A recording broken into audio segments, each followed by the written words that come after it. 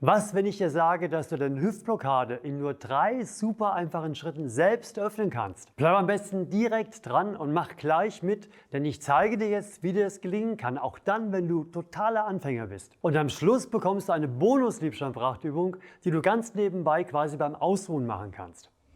Und damit du ein bisschen nachvollziehen kannst, wofür die Übungen eigentlich sind, hier vorne große Muskeln, Hüftbeuger vor allen Dingen, hinten das Gesäß, Riesenmuskel, der auch oft verspannt ist, an der Innenseite, an der Außenseite.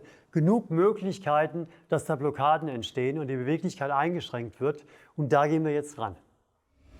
Ina ist wieder dabei. Ina zeigt die Übung, ich leite sie an und du machst am besten direkt mit.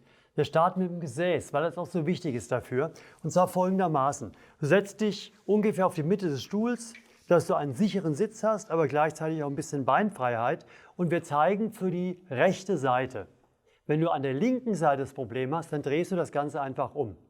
Wenn du für die rechte Seite das übst, dann streck mal dein linkes Bein und leg mal den rechten Fuß dort unten auf, weil es gibt teilweise die Situation, dass Gesäßmuskeln so kurz sind, dass sogar das schon eine Art Dehnung ist. Ja? Das ist nicht schlimm, wenn das bei dir so ist, aber dann würde es bedeuten, du bleibst in der Position. Oder du versuchst ein bisschen höher zu gehen, dann würdest du hier bleiben. Oder du gehst über das Knie und wenn das knapp gelingt, dann lässt du das Bein ziemlich gestreckt.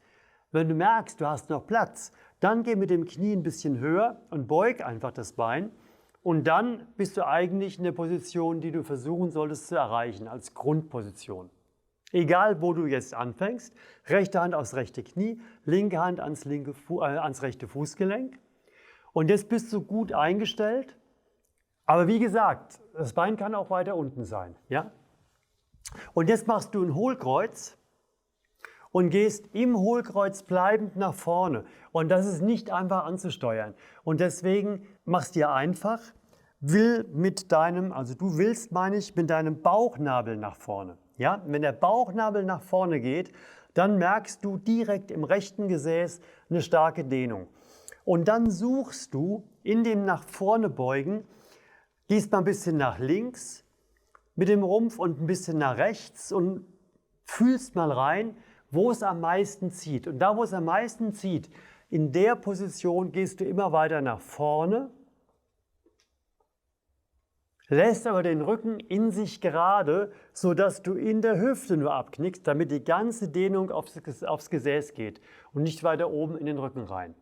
Tief ein- und tief ausatmen und jetzt versuchen, dieses angespannte Muskelpaket hinten schön lang zu ziehen.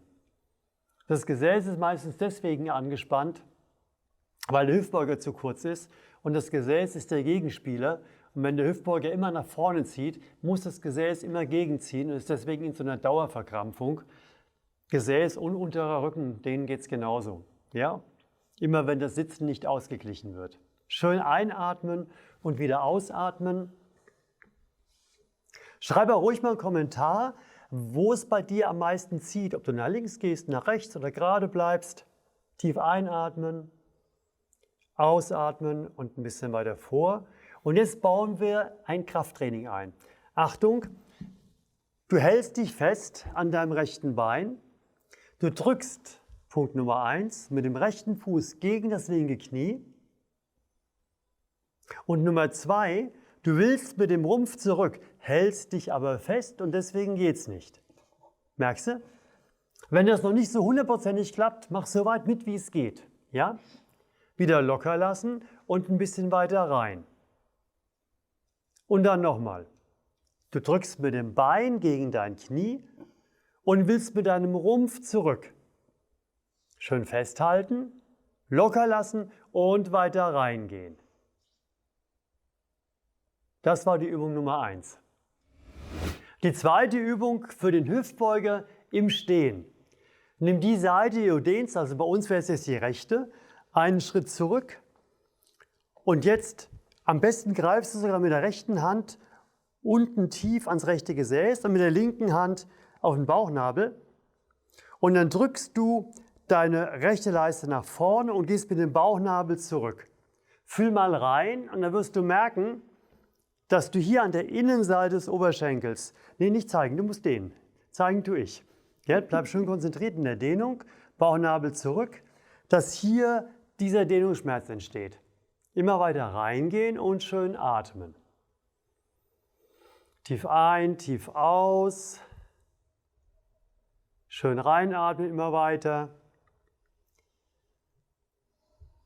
Aber nicht im Rücken überstrecken, sondern in der Hüfte überstrecken. Immer mit dem Bauchnabel nur zurückgehen. Ja? Du brauchst also nicht deinen Rumpf insgesamt nach hinten zu überstrecken, sondern du bleibst gerade im Rumpf und gehst nur mit der Leiste nach vorne. Auf einer Seite halt. Und jetzt machen wir auch hier das Krafttraining. Wenn es klappt, machst du es schon mit. Wenn nicht, hebst du es dir für später auf. Den rechten Fuß nach vorne ziehen. Weil du drauf stehst, geht das nicht. Ja? Dann spannst du genau das an, was gedehnt wird. Lass wieder locker und geh weiter nach hinten. Und nochmal den rechten Fuß nach vorne. Wieder locker und weiter nach hinten. Und langsam wieder raus. Und wenn du hier klickst, da findest du meine Lieblingsübung für die Hüfte, kannst du auch mal bei Gelegenheit machen. Und jetzt kommt Schritt 3 und jetzt kombinieren wir die ersten beiden Schritte. Und zwar folgendermaßen, nimm mal die Beine gerade und geh mit dem rechten Bein unter dem linken Knie durch und bau dir hier so einen 90-Grad-Winkel. Ja, rechtes Knie 90 Grad und das linke Bein bringst du so weit wie möglich nach hinten. Und gehst dann wieder möglichst senkrecht mit deinem Rumpf. Jawohl. Wenn du da nicht so gut reinkommst, es kann sein, dass du sehr weit auf der Seite bleiben musst, dann arbeitest du dich von dieser Seite später immer weiter nach oben. Wenn du gar nicht reinkommst, weil das Bein gar nicht zurückgeht, weil der Hüftbeuger viel zu kurz ist und auch hier der Winkel nicht klappt, dann kannst du hergehen und kannst den Unterschenkel in 45 Grad positionieren. Das fällt erstmal leichter. Ja? Geh mal in deine Position, die du einigermaßen einnehmen kannst und versuche, wenn das schon klappt, wäre gut, mit dem hinteren Fuß auf den Fußrücken zu kommen. Wenn es nicht klappt, auch nicht schlimm. In 2-3 Wochen hast du es dann soweit. So, und jetzt dehnen wir erstmal zunehmend rein und reindehnen heißt, dass der Rumpf immer weiter aufrecht kommt. Jawohl, immer weiter aufrecht. Wo zieht es denn bei dir jetzt, Ina? Hier. Ja, beschreib einfach. Nicht hinzeigen, du brauchst ja deine Hände zum Üben. Beschreib einfach. Ja, Gesäß hinten wahrscheinlich. Da merke ich es gar nicht. Ich merke es mir auf der linken Seite. Linke Seite Hüftbeuger. Ja? Also wenn das Gesäß sehr, sehr eng ist, merkst du es im Gesäß. Wenn der Hüftbeuger sehr eng ist, merkst du es links in der Leiste. Ja? Oft ist es eine Kombination aus beidem. Aber das Tolle bei der Übung ist, dass du 2 Dinge in einer Übung übst. Du übst rechts hier das Gesäß und links den Hüftbeuger. Wir machen es gleich mal auf der anderen Seite und dann wirst du merken, wie frei das macht. Dieser dritte Schritt ist wirklich ein Befreiungsschritt. Ja? Und jetzt setzen wir auch hier unser Krafttraining ein. Der rechte Fuß drückt gegen den Boden und das linke Knie drückt gegen den Boden. Versuch das mal anzusteuern. Rechter Fuß drückt, linkes Knie drückt. Und locker lassen und weiter nach oben gehen mit dem Rumpf, sodass du letztendlich, also Ziel ist, dass du von vorne gesehen gerade bist und dass du von der Seite gesehen gerade bist. Weil dann hast du die gute Dehnungsverteilung rings um die Hüfte sozusagen. Und nochmal, der rechte Fuß drückt gegen den Boden, der linke Fußrücken drückt gegen den Boden. Richtig fest anspannen, noch fester, noch fester. Das ist das Krafttraining, was wir mögen, was verkürzt nämlich nicht. Und wieder locker lassen und noch einmal weiter nach oben kommen mit dem Rumpf.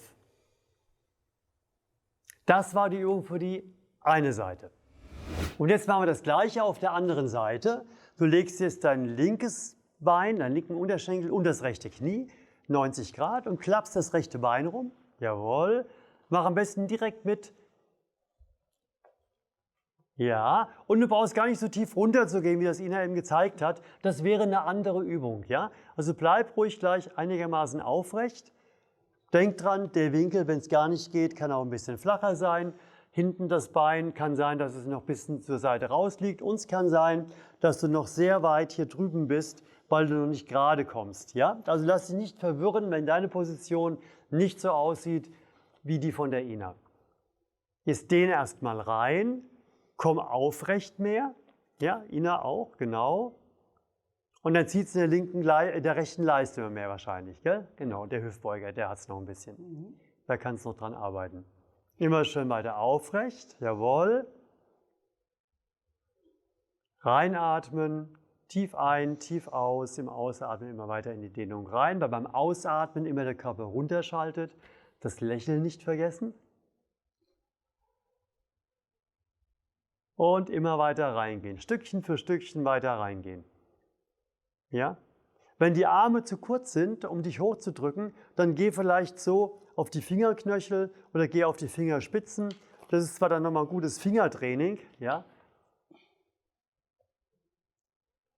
Die Übungen sind auch partiell eine Art Krafttraining für spezielle Bereiche, die du eben zum Üben dann brauchst. Aber das macht den Körper immer fitter.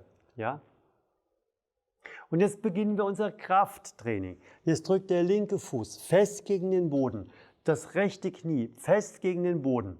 So als wolltest du dich hochheben aus eigener Kraft. Fang mal an zu schweben. Richtig drücken, drücken, drücken, drücken.